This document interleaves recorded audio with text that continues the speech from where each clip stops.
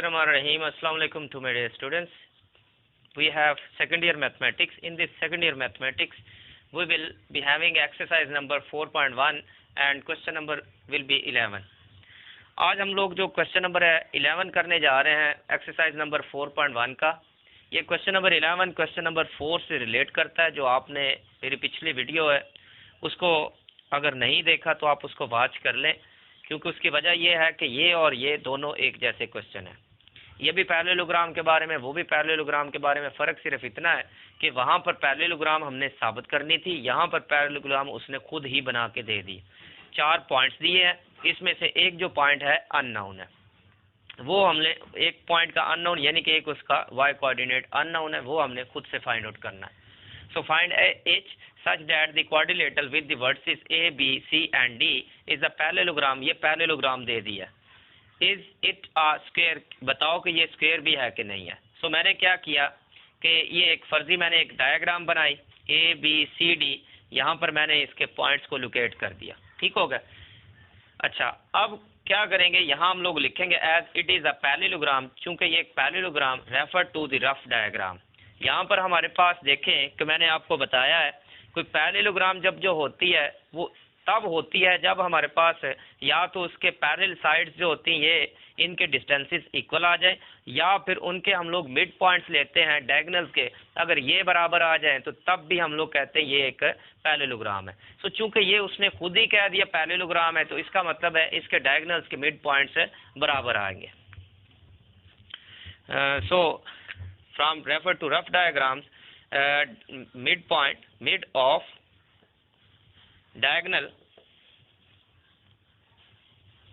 of diagonal AC equals to mid of diagonal BD। ये आपस में क्या है, इक्वल है। So mid of diagonal AC इसको हम लोग x1 plus x2 divided by 2 comma y1 plus y2 divided by 2 लिखते हैं। इसी तरह यहाँ पर इसको भी x1 plus x2 divided by 2 y1 plus y2 divided by 2 लिखते हैं। अब AC हमारे पास देखो मिड ऑफ AC डायगोनल, तो ये x1 प्लस x2, तो ये आ जाता है -3 plus 5 divided by 2 comma y1 plus y2, सो ये हमारे पास आ जाता है 0 प्लस 0 डिवाइडेड बाई 2 इक्वल। यहाँ पर हमारे पास क्या होगा, mid of BD, so x1 plus x2, तो ये आ जाता है 1 प्लस 1 डिवाइडेड बाई 2, फिर y1 plus y2 divided by 2, सो ये आ जाता है हमारे पास h माइनस 2 डिवाइडेड बाई 2। मैंने x2 को पहले लिख दिया, उसकी वजह ये है कि h हमारे पास पॉजिटिव है और 2 हमारे पास नेगेटिव, मैंने तरतीब से लिख दिया।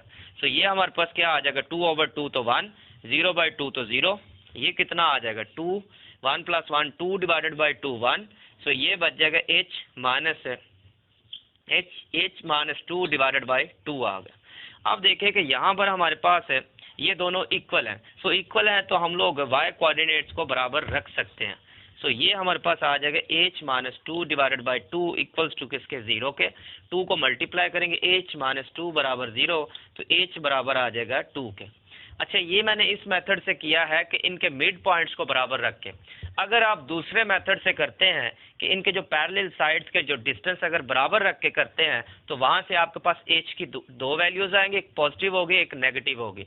अब चूंकि पॉजिटिव आप लेंगे उसकी एक वजह है, वजह यह है कि अगर आप नेगेटिव ले लेते हैं तो यहाँ पर जो हमारे पास पॉइंट D आता है, सो D पॉइंट हमारे पास क्या हो जाएगा, 1 नेगेटिव 2 एक होगा। सो चेक करें B और D एक जैसे हो जाएंगे, सो ये तो पॉसिबल नहीं होगा। सो इसीलिए हम लोग क्या करेंगे, उसको निगलेक्ट करेंगे और सिर्फ पॉजिटिव 2 लेंगे। सो इस तरीके से करने से आपके पास सिर्फ एक ही वैल्यू आ रही है। सो उससे करेंगे तो वो आपके पास 2 वैल्यूज़ देगा, लेकिन एक हम लोग निगलेक्ट कर देंगे और कहेंगे कि ये तो पॉसिबल ही नहीं है कि B और D एक जैसे पॉइंट आ जाएगा, क्योंकि ऊपर उसने कहा पैरेललोग्राम बन रही। सो अगर है ये एक जैसे पॉइंट, इट मीन्स कि वो एक ट्राइंगल बनेगी, जबकि यहाँ पर उसने कहा है पैरेललोग्राम है। ठीक हो गया। तो ये पॉइंट मैंने आपका क्लियर कर दिया। अब h की वैल्यू हमने फाइंड आउट कर ली। अब हमने ये भी आगे बताना है इज इट अ स्क्वायर, क्या ये स्क्वायर आ रही कि नहीं। तो स्क्वायर मैंने बताया आपने कैसे चेक करना होता है कि स्क्वायर किस तरह होती है।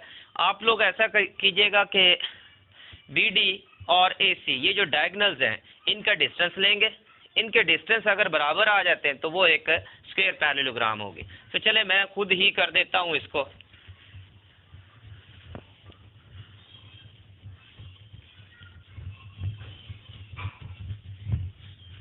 अच्छा, अब हम लोग ना इनके डिस्टेंस निकालते हैं। पहले डिस्टेंस है distance of diagonal AC, distance of diagonal AC that is equal to x2 minus x1 whole square plus y2 minus y1 whole square. और इसको जब हम लोग सॉल्व करेंगे x2 माइनस x1 ये किसका आ रहा है, AC का आ रहा है। सो x2 माइनस x1 तो ये बनेगा 5 माइनस इंटू माइनस 3 का square plus y2 minus y1 0 minus 0 का स्क्वायर। ठीक होगा। तो अब इसको मजीद हल करेंगे तो ये हमारे पास कितना आ जाएगा, माइनस माइनस प्लस हो जाएगा तो ये बन जाएगा 3, 5 प्लस 3 तो 8, तो 8 का स्क्वायर बन गया, यानी कि ये हमारे पास क्या आ गया 8। अब दूसरा हम लोग क्या करेंगे, डिस्टेंस BD निकालेंगे। सो दूसरे डायगोनल का BD का जो डायगोनल उसका डिस्टेंस हमारे पास आया again x2 minus x1 whole square plus y2 minus y1 whole square.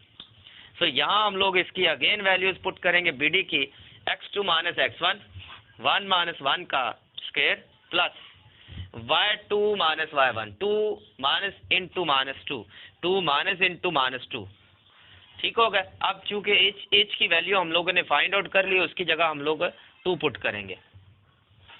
तो ये हमारे पास क्या बन जाएगा, ये हमारे पास आएगा, ये तो नेगेटिव 1 माइनस 1 0 हो गया, ये 0 प्लस ये माइनस माइनस प्लस 2 और 4 का स्क्वायर बना। सो ये हमारे पास क्या आ गया 4। तो अब ज़रा चेक करें यहाँ पर AC और BD ये दोनों आपस में बराबर नहीं आ रहे। सो आप लिख दें यहाँ पर इसको आप कहें as AC distance not equal to diagonal BD इसके डिस्टेंस के बराबर नहीं है। So far it is not a square parallelogram.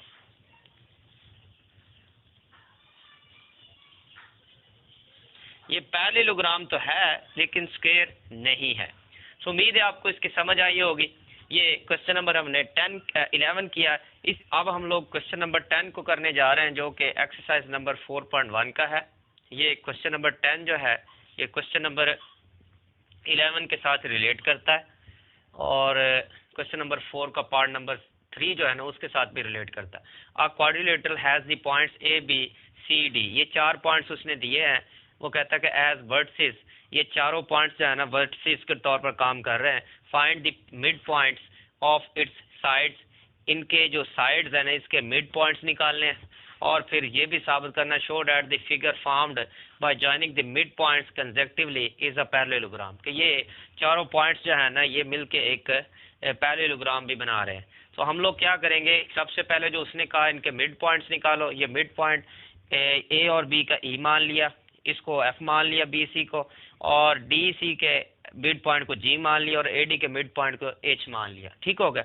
अब मिड पॉइंट आपको पता कैसे निकाला जाता है, x1 plus x2 divided by 2 करेंगे, y1 plus y2 divided by 2 करेंगे। इस तरह बाकी के भी आपने मिड पॉइंट्स निकाल लेने, मैंने ये निकाल के रखे हुए।